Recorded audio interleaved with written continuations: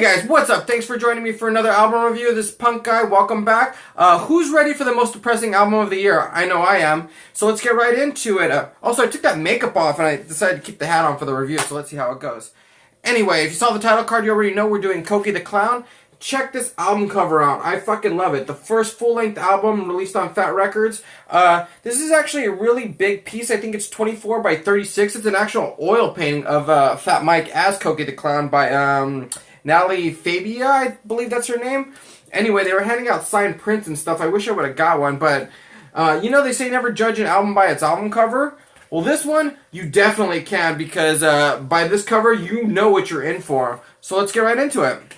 So like I said, this is the first full-length album from Cokie the Clown, and if you don't know who Cokie the Clown is, he's Fat Mike's alternate persona of NoFX. Also, he had a EP that was released back in 2009, which was almost a decade ago, so it's kind of cool to see him come back into this persona. So if you guys know anything about Fat Mike, you know that he probably relishes in making people feel uncomfortable, awkward, and depressed. And with this album, it's definitely well-deserved. Mission accomplished. He totally does this. It's the most sad, heartbreaking album I think I've ever heard in my life, and I think he gets a kick out of that, to be honest. And unlike the Cokie EP, this album really isn't a punk rock album per se. It's mostly acoustic with a lot of strings and piano.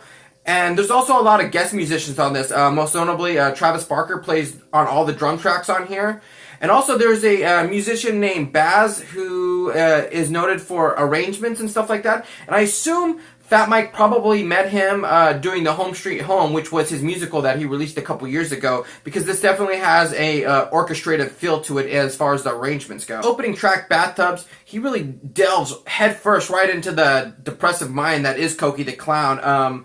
This first song is about him finding his lover in the bathtub trying to commit suicide. So in the song's liner notes, it says it was sung at like 3 in the morning, which you could totally tell because Fat Mike's voice is just harsh and dry, and you could tell he's on no sleep, probably high as a kite, but you'd have to be in order to remember to relive this song and sing it and really emote those feelings of depression that he's singing. I mean, I don't know how you'd be able to do it sober. But the song is about 3/4 of just him with this harsh voice, and then it kicks in with this super haunting piano that just really emphasizes the pain that he's feeling. And this song right off the bat lets you know what you're in for this full album. It does not start off and ramp up. It just goes head first with this track. So the next track I want to talk about is Swing and a Miss, which is also about suicide. So this song very much reminds me of a typical NoFX song, as in the fact that even the pun of the title, it's about his friend who's committing suicide, who has to do it multiple times in order for him to actually do it. So a swing and a miss because he hangs himself. Really dark humor. So Fat Mike is an incredible wordsmith in this song. He goes into really dark and super detailed into this song of this re-encounter of his friend's suicide. And it's really kind of haunting. I know I keep saying that in the way it's presented with such graphic detail. So one of the many subtexts that you get out of the song really is Fat Mike's ability to have an unattachment to emotions and feelings.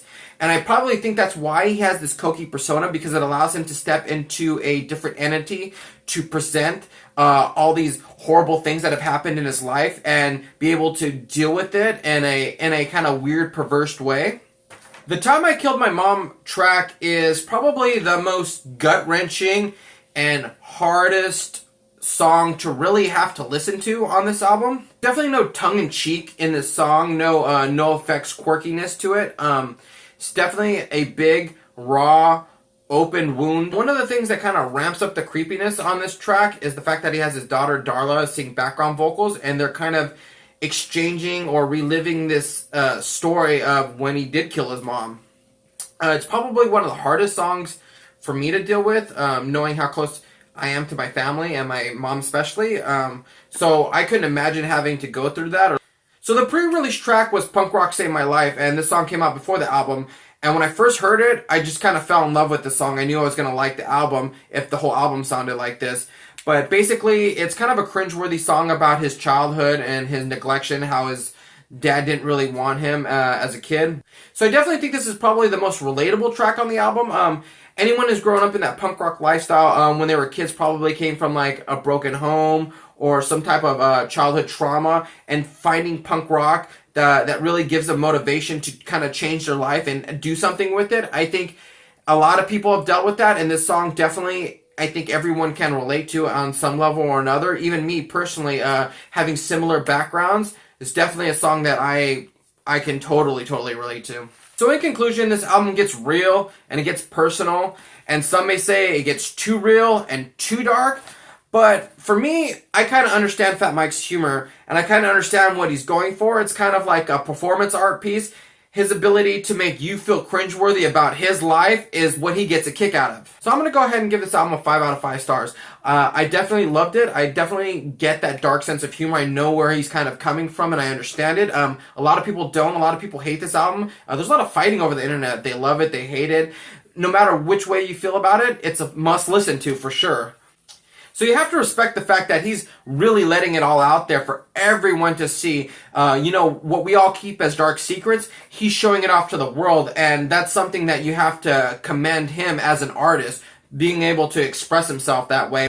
And this album's intention was definitely to be dark and depressing, and if you want to listen to an album that puts you in that eerie state of mind, with the lights off, just listening to the music, do that. And it's nice to see just kind of like another layer of who Fat Mike is as this Cokie persona. So definitely go check this album out if you liked it. Let me know in the comments. Let me know what you guys thought. What songs did you love? What songs did you hate? And until then, I'll see you at a show. Hey guys, let the controversy rage on in the comments section. I really would like to know what you guys thought about this album. It's very divisive, but that's always been Fat Mike's kind of MO, and that's pretty much it. So thanks for watching this, and don't forget to hit the like button and the smash button for more reviews coming up, and also check out my playlist.